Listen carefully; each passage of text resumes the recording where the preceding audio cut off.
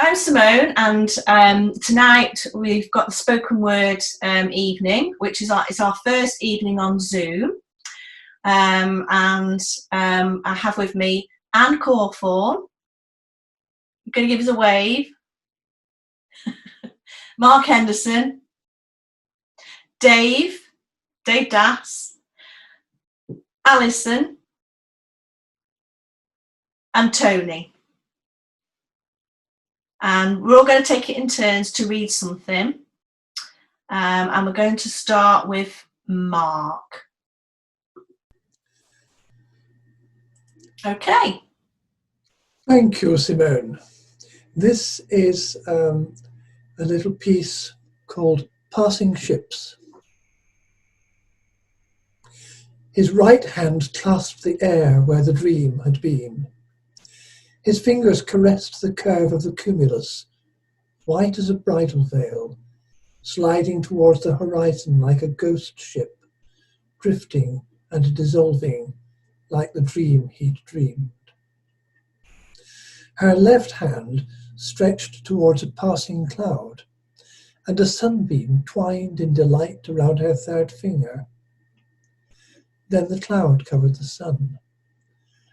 The light faded like a dream, like a ship passing below the horizon. Later, he married. He was faithful and treated his wife with kindness. He was sure she was not unhappy. But when he woke his children in the morning, or laid them down to sleep at night, they were strangers. Strange. He told bedtime stories to them, but not the story he dared not tell, the tale of a ship that had sailed without him, of the cumulus fragmenting under his fingers. She never married. She grew older. Day after day she watched clouds caressing her hand, light trickling between her fingers. She became a stranger to those who'd been family and friends, and they thought her strange. They knew there was a story locked in her head, the story of a ship that had awaited her but she hadn't boarded. They never heard the tale. Her wrinkled lips kept it captive. His right hand reached through the air towards the clouds. She held her left hand to the sky and sought a sunbeam. They watched their disparate dreams dwindle like sinking ships. And here is a piece of similar length called Path Through the Woods. If you wander through the woods at night, you might stray from the path.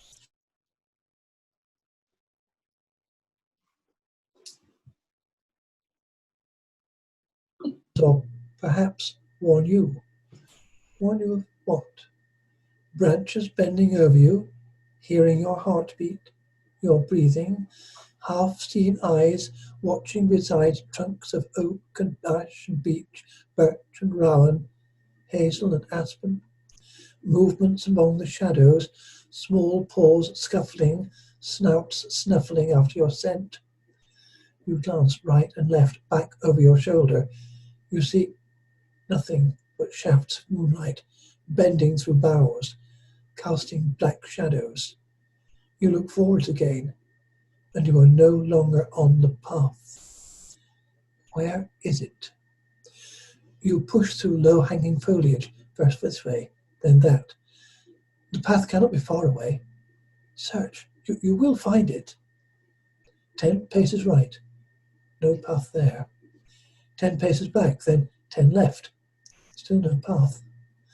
10 paces forward, 15 right, 15 left. And you find yourself in a clearing that you never saw when you walked the woods during daylight. In the middle of the clearing stands a single tall ash. Under it is a bed of leaves. On the bed of leaves, a woman sleeps. The moon shines on her face. You think you know her.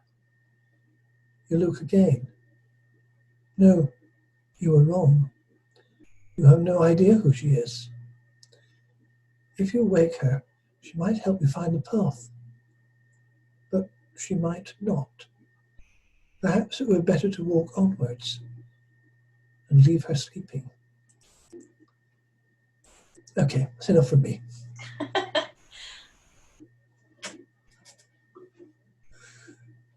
I've unmuted everybody there. And apologies, Mark, because you were muted at the beginning of that second bit.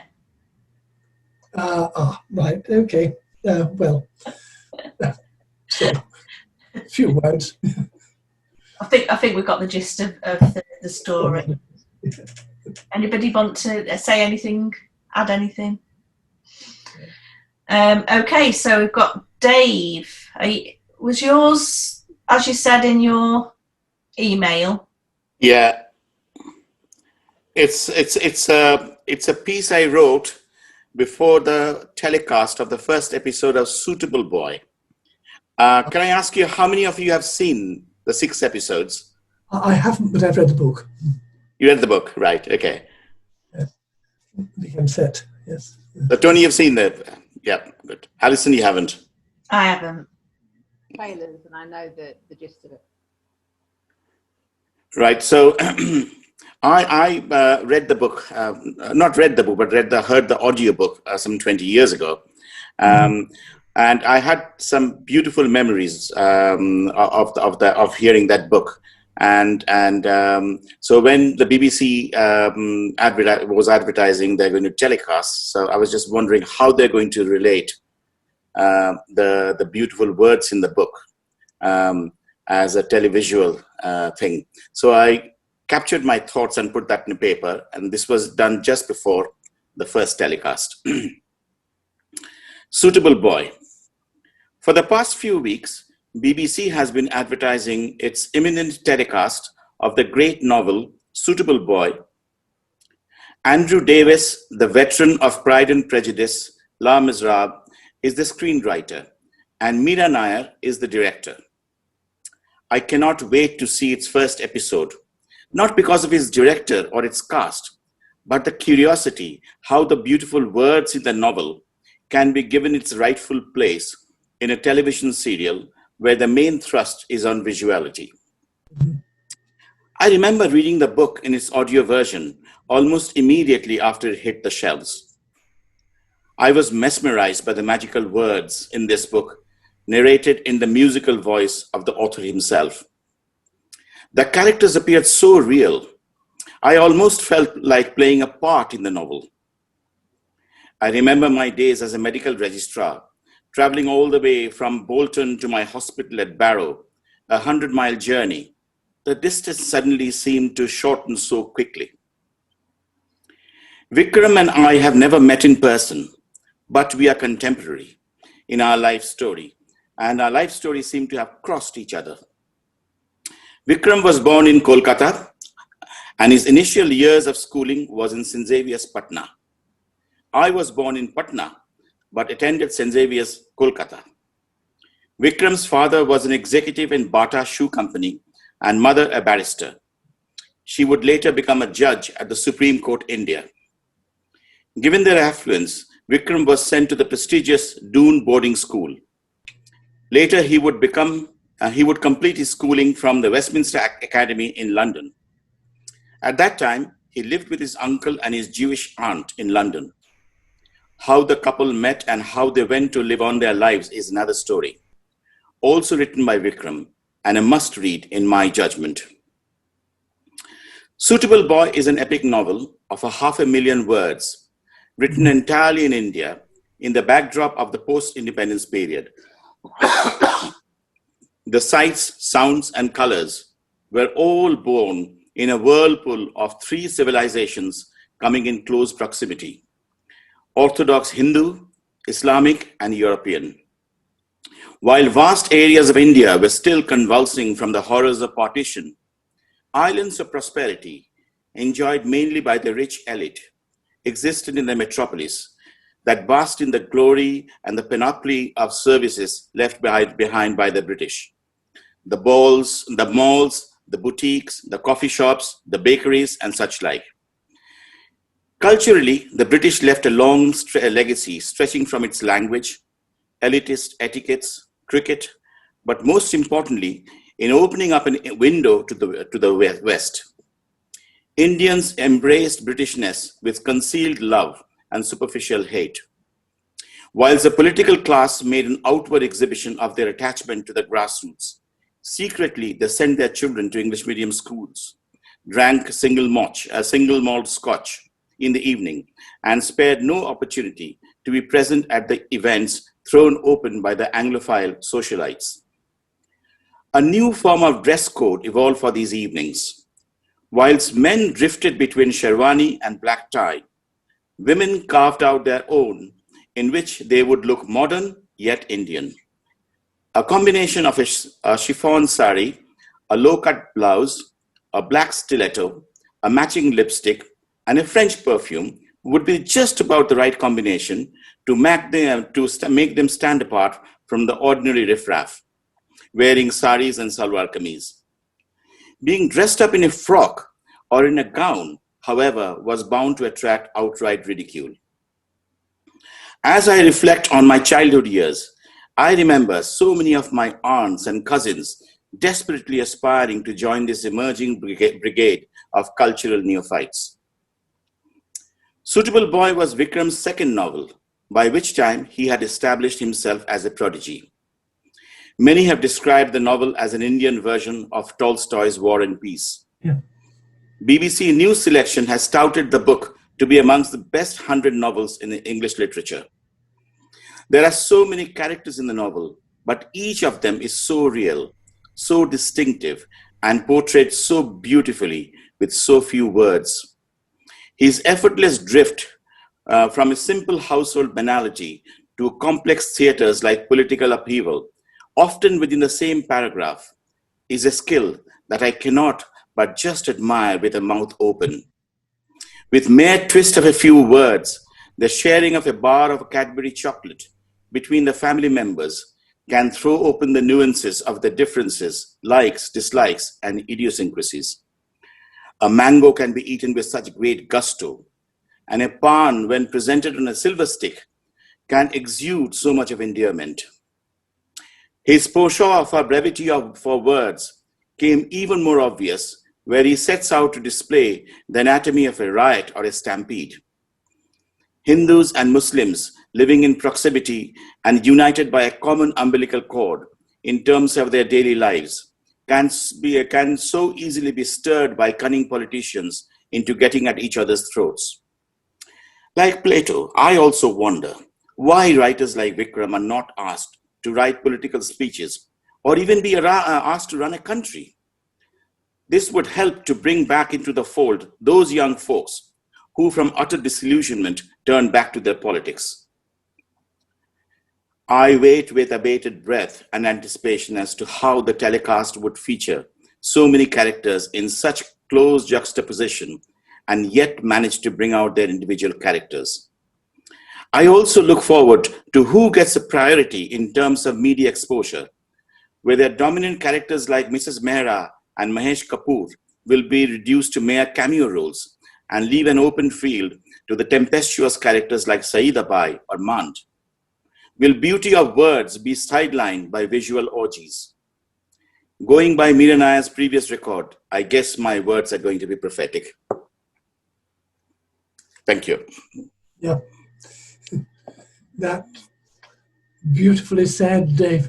Beautifully said. It's a great novel, a really great novel, which is why I don't want to watch the television adaptation. I agree with you. All in the words. Yeah. Well, I've got it on my list of things to suggest to watch when Sam comes. Okay. Just to make a point, the Toronto Film Festival is running a back-to-back. So it's a 6-hour, thing for one evening. And I just wonder how many will have the patience to sit through 6 hours of watching.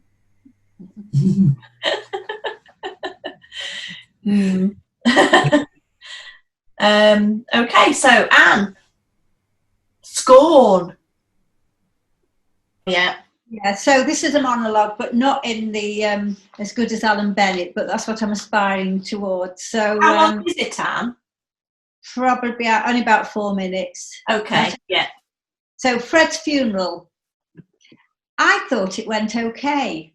Well, it did at first. I mean, considering his daughter had only asked me at the 11th hour, she apologised, saying, not very tactfully, I thought, she'd already asked several people and they'd refused as they weren't used to speaking in public.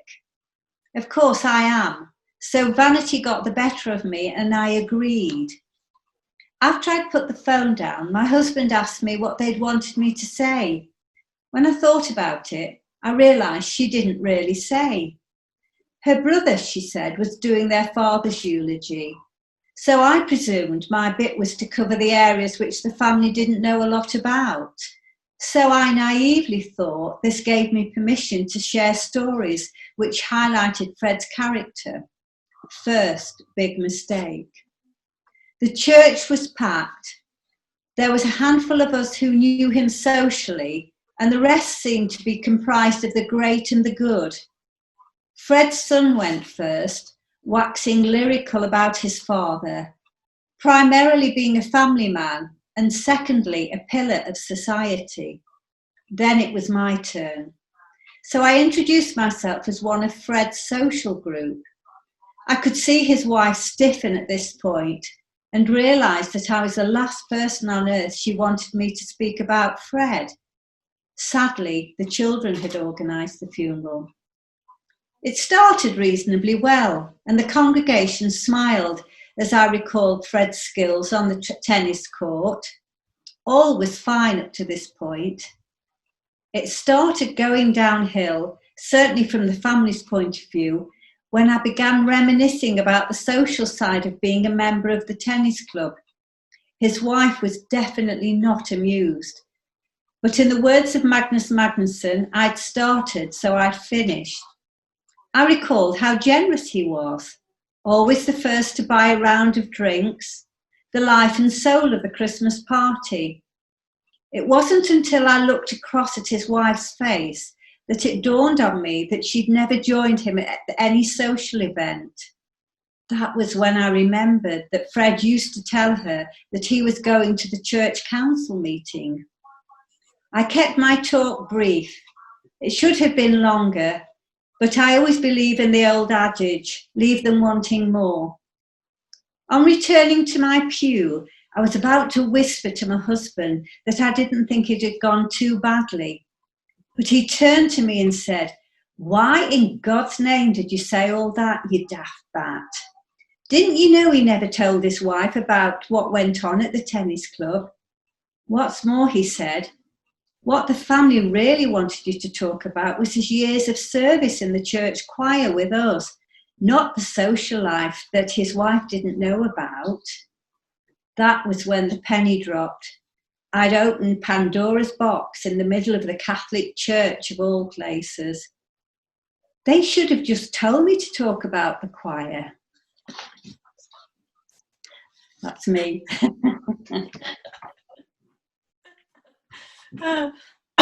Need a sip of my gin.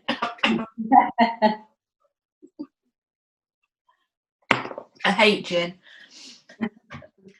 Okay, so thank you, Anne, for your monologue there. And now we're going to hear from Tony. Yes, I've got two, hopefully, short pieces. Very different. One might be comic verse, it may be whatever you want to call it. Another, I don't know whether it's poetry or a lament or pretentious codswallop, but I'll do them both. The first one I hope is slightly amusing. It's called "Let Them Drink Bleach." I've been musing about Donald Trump, and to be honest, I feel he's a chump. His IQ is suspect, his hair is a joke. He thinks he's a hero and not a sad bloke. But his ability with words, as I'm sure you'll agree, sets him apart from you and from me. For who else in the world would define Kokofi? Your insights into history flow from his lips. I'll happily accept that the US had ships when they battled for freedom against George III, but that they had planes I never had heard. Yet it must be a fact Trump's given his word.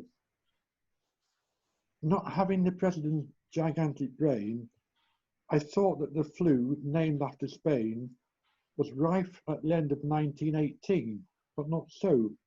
Donald has spoken, and he claims to know that it happened a full 12 months before and put an end to the Second World War. So maybe my first thoughts were incredibly wrong. And perhaps his knowledge of all things is strong. Shall I start drinking bleach to keep myself well and build a high wall to be safe? Who can tell? After all, the Chinese virus is still on the attack, but I think the Colossus will soon drive it back by dropping a big bomb in a place called Wuhan. Yes, that's the answer. By Jove, Trump's the man. I'm sorry I doubted his innate common sense, and in my deep shame I'll do recompense. I'll throw all my face masks into a bin and eat pangolin stew to atone for my sin. I'll agree that the world is not getting hotter and concur with him that Biden's a rotter. Just to keep him in office for 10,000 years. If he loses quite badly, it will all end in tears, or maybe not. That's that one.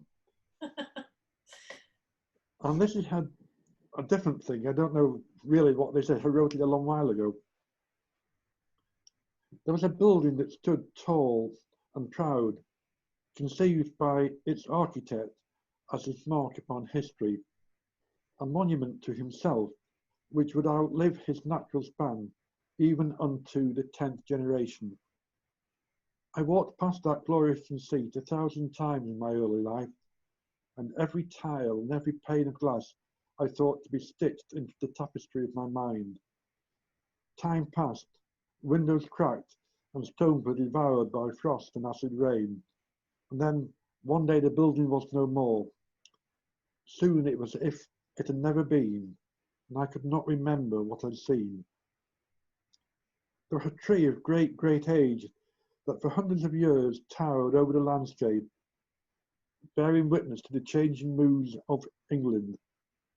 It stood for neither king nor parliament in civil war raged. It stood for neither king nor parliament as civil war raged in the fields below. Later, in times of peace, lovers kissed and children played under its vast canopy, and living was easy. My father knew that tree, and his father before him, and his father's father and grandfather and great-grandfather too.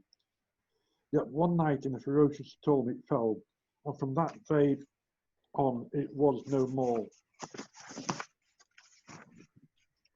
Soon it was if it had never been, and I could not remember what I'd seen. I knew you from first memory. You were part of my life, and I of you. We played so many boyhood games together, and grew to manhood at an even pace,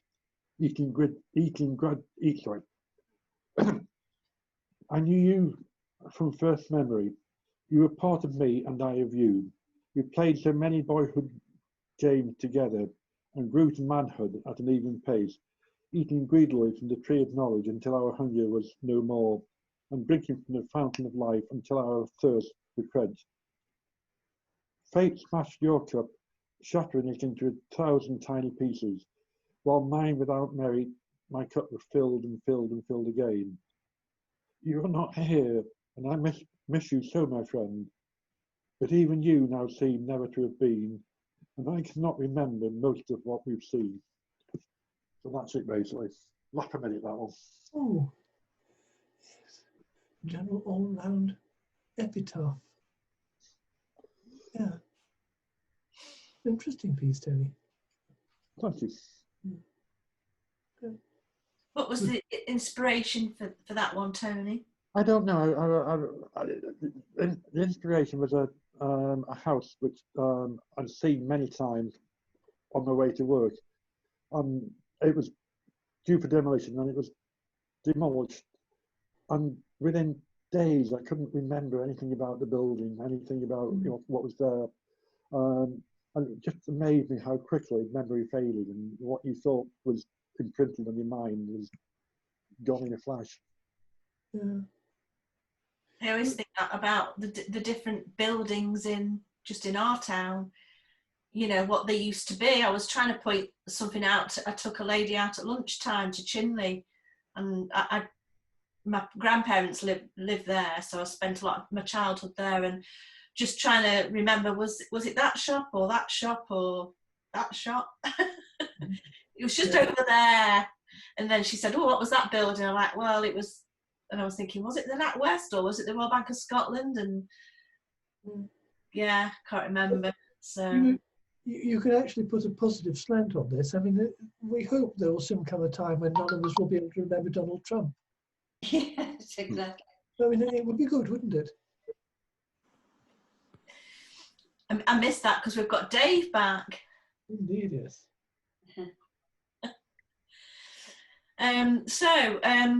I've written well, 2 or 3 things over lockdown. I suppose really like Tony with the visual things that we see. I just wanted to try and capture some of the things that were going off, because I think you just do soon forget. But one of the things that did sort of end up reeling me in, if you like, I think I sent it to Alison, and also Mark used it in the writing group. I think it was for National Writing Day. It was a countdown over a few weeks, and one lady in particular was one that I enjoyed doing, which was sort of taking your mind a little bit away from the lockdown, but then bringing you sort of back to it in a very sort of clever way, really. I thought it was pretty clever. The title is Coffee Time with Pippa, and I'll just read it. Docked at Stavanger, an early start. I draw back the curtains, scenery lacking on the quayside. It looks grey and chilly, but our spirits are not dampened.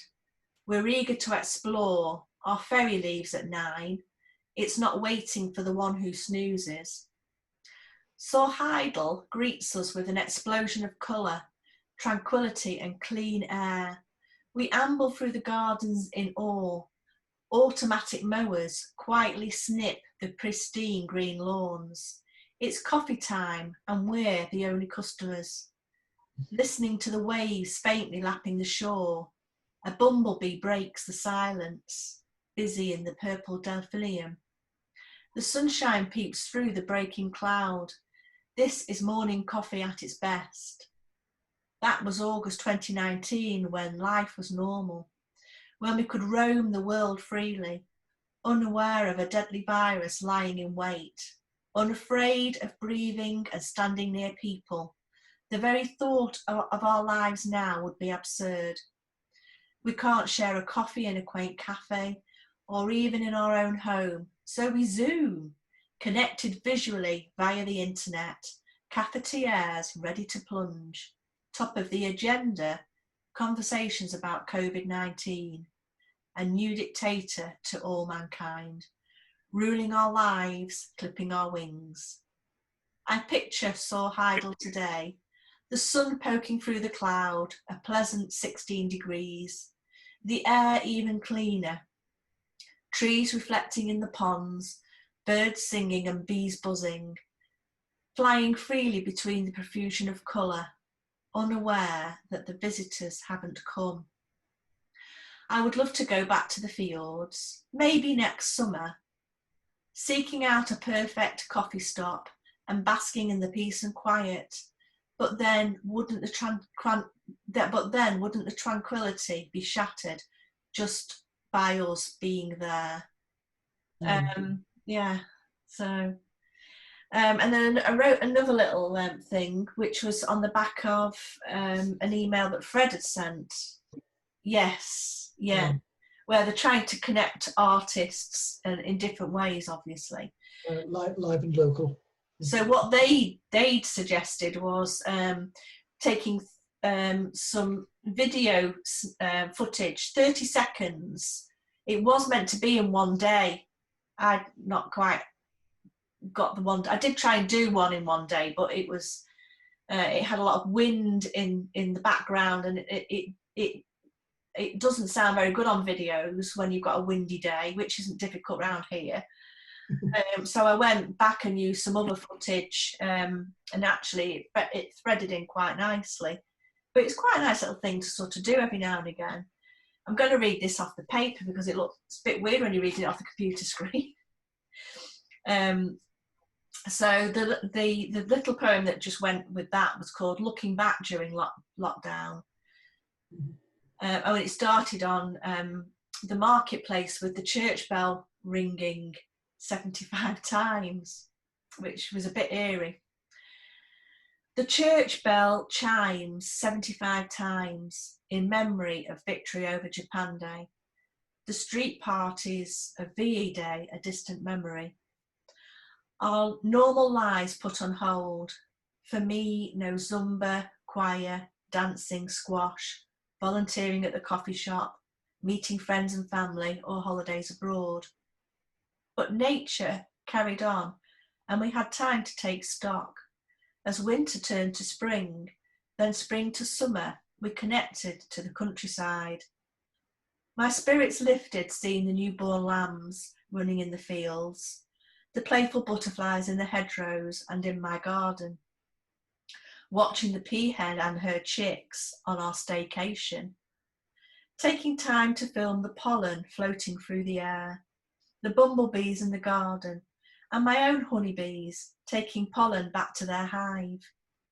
Now, with autumn upon us, we brace ourselves for the stormy times that lie ahead and wonder if our lives will ever be the same again. Yeah. So we will see. Did anybody else want to read anything? No, I've made my input, thank you. Well, lovely to see you all. I don't think we've done too bad because in the end we finished just after 9:30. Yes, good. Thank you for organising it, Simone. Yeah. Well, you're very welcome, and like I say, it's lovely to see you all. Hopefully, I'll try and do something with the video and send it through to you. See what you think. Okay. Blackmail might be a good idea. I can see. Yeah. I know that we've learnt a lot, haven't we, from the beginning of when we were doing the first Zooms. Anyway, that's the way it is for now. So, and like I say, it's lovely to see you all, and I hope you all stay well, and we'll maybe try and actually have a meeting at Rems, who knows.